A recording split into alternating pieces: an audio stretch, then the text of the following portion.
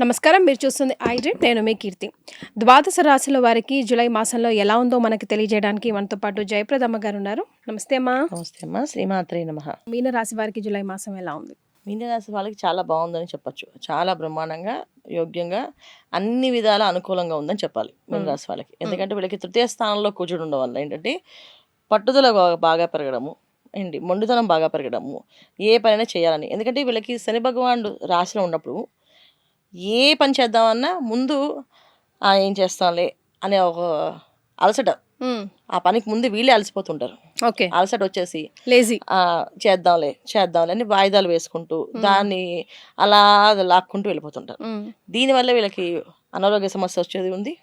ఏంటి ఆరోగ్య విషయంలో చాలా ఇబ్బందులు పడే అవకాశాలు ఉన్నాయి.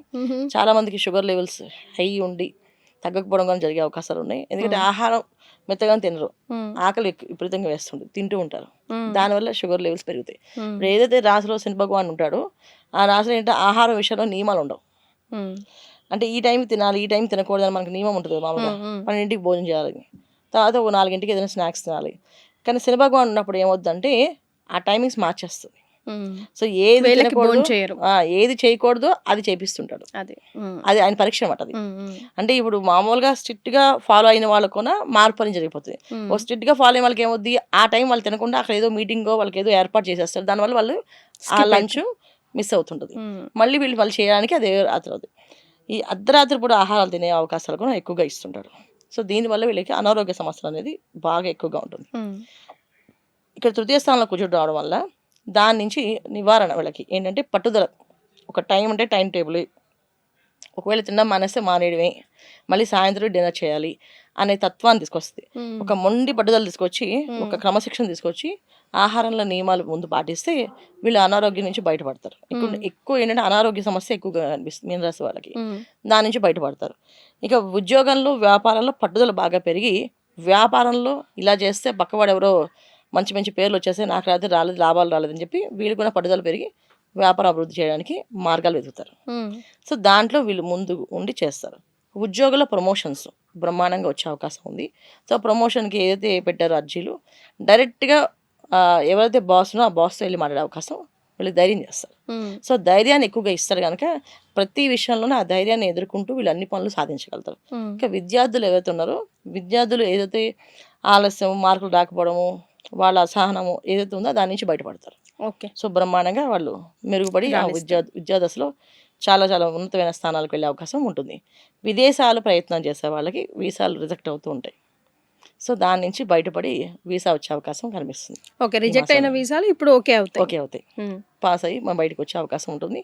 విదేశాల్లో ఉద్యోగాల కోసం ప్రయత్నం చేసే వాళ్ళకి ఉద్యోగాలు వచ్చే అవకాశం కూడా కనిపిస్తుంది.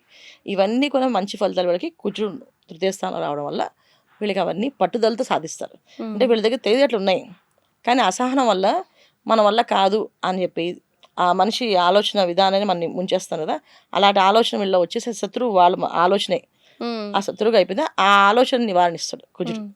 సో శక్తి సామర్థ్యాలతో ఏ పనిని చేయగలం అనే నమ్మకాన్ని, ధైర్యాన్ని ఇస్తాడు.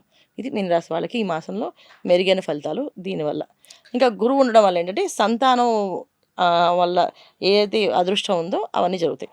అంటే ఇప్పుడు వివాహాలు కావట్లేదు, వివాహాలు అవుతాయి.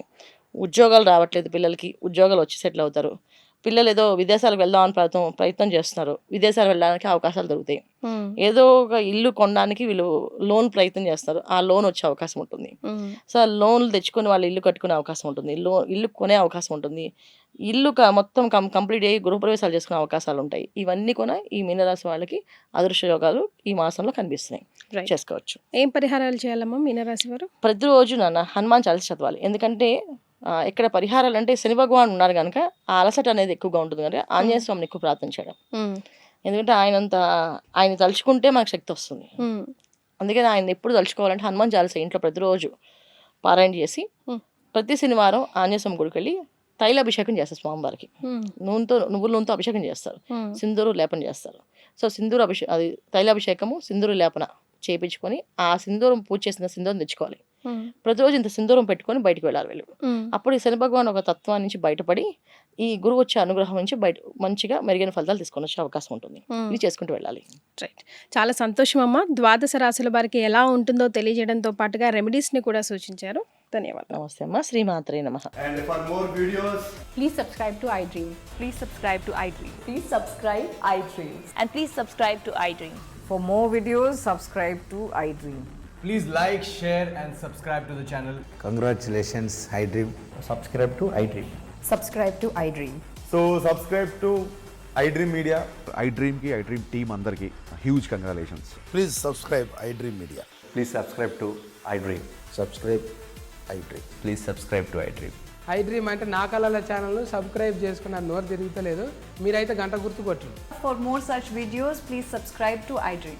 Subscribe to iDream. Please subscribe to iDream. Please subscribe iDream Media. Please do subscribe to iDream. Please subscribe to iDream Media. For best entertainment and information, please subscribe iDream. And don't forget to subscribe to iDream.